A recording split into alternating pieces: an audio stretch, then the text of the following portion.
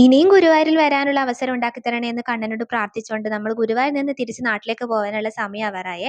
സത്യം പറഞ്ഞാൽ ഈ ഒരു ടൈം ആകുമ്പോൾ ഭയങ്കര വിഷമാണ്. നമ്മളെ പ്രിയപ്പെട്ടത് എന്തോ നഷ്ടപ്പെടുത്തി വരുന്നത് പോലൊരു ഫീൽ ആണ്. അങ്ങനെ നമ്മൾ നേരെ പ്രിയങ്ക ഫാൻസി ഷോപ്പിലേക്ക് പോയെ. പല വീഡിയോസിലും ഈ ഒരു ഷോപ്പിനെ കുറിച്ച് കേട്ടിട്ടുള്ളത് കൊണ്ട് തന്നെ ഒന്ന് കയറി നോക്കാന്ന് കരുതിയേ. അതുകൊണ്ട് ടൈം ഇല്ലാഞ്ഞിട്ട് നമ്മൾ മമ്മിയൂര് പോകുന്ന വഴിക്ക് ഇവിടെ ഒന്ന് കയറിയേ. കുപ്പികളുടെ ഒരു മഹാലോകം തന്നെയാണ് ഇവിടെ. അത്രമാത്രം കളക്ഷൻ ഇവിടെ ഉണ്ട്. അങ്ങനെ കുറച്ച് ഐറ്റംസ് ഒക്കെ വാങ്ങി നേരെ മമ്മിയൂരിലേക്ക് പോയെ. അവിടെ നിന്ന് ഉച്ചഭക്ഷണമൊക്കെ കഴിച്ച് അടിപൊളി ഫുഡ് ആയിരുന്നേ. മുന്നേ വന്നപ്പോൾ ഇവിടെ നിന്നായിരുന്നു ഉച്ചഭക്ഷണം കഴിച്ചത്. അതുകൊണ്ട് തന്നെ ഇവിടുത്തെ ഫുഡിന്റെ സ്വാദ് ഗുരുവായൂരെ പോലെ തന്നെ എത്രമാത്രം അടിപൊളിയാണെന്ന് അറിയേ. പിന്നെ നമ്മൾ നേരെ റൂമിലേക്ക് പോയെ. എല്ലാം എടുത്തു വെച്ച. പിന്നെ ഇപ്രാവശ്യം വന്നപ്പോൾ ഫുൾ തിരക്കായിരുന്നു. അതുകൊണ്ട് തന്നെ ഈ ഒരു ബാൽക്കണിയിൽ എനിക്ക് ഇറങ്ങാൻ പറ്റിയില്ലേ. അതുകൊണ്ട് പോകുന്നതിന് മുന്നേ അവിടെ ഒന്ന് ഇറങ്ങിയേ. പിന്നെ നമ്മൾ എല്ലാവരും കൂടി കുറച്ച് പർച്ചേസിങ്ങിനൊക്കെ പോയെ. ഇന്ന് രാവിലെ മൊത്തം ലേറ്റ് ആയിരുന്നു. അതുകൊണ്ട് തന്നെ 3:30 ട്രെയിൻ കിട്ടില്ലെന്ന് മനസ്സിലായി. അങ്ങനെ നമ്മൾ 4:30 ട്രെയിന് പോവാന്ന് തീരുമാനിച്ച്. റിട്ടേൺ ടിക്കറ്റ് കിട്ടാത്തതുകൊണ്ട് തന്നെ ഏത് ടൈം വേണമെങ്കിലും പോവേ. അതുകൊണ്ട് ഭാഗ്യം. അതുകൊണ്ട് തന്നെ കുറച്ച് സാധനങ്ങളൊക്കെ വാങ്ങാന്ന് കരുതിയേ. കണി വെക്കുമ്പോൾ വെക്കാനായി മഞ്ചാടിയൊക്കെ വാങ്ങിച്ച്. അങ്ങനെ എല്ലാം കഴിഞ്ഞ് നേരെ റൂമിലേക്ക് പോയി ബാഗൊക്കെ എടുത്ത് ഇറങ്ങിയേ. വരുമ്പോൾ ഉള്ളതിനേക്കാൾ ലഗേജ് പോകുമ്പോൾ ഉള്ളതുപോലെ തോന്നി. എപ്പോഴും അങ്ങനെ തന്നെ തോന്നാറുണ്ട്. അങ്ങനെ നേരെ പട്ടാമ്പിയിലേക്ക് പോയി തലശ്ശേരിയിലേക്ക് ട്രെയിൻ കയറിയേ. അങ്ങനെ നേരെ നാട്ടിലെത്തിയേ.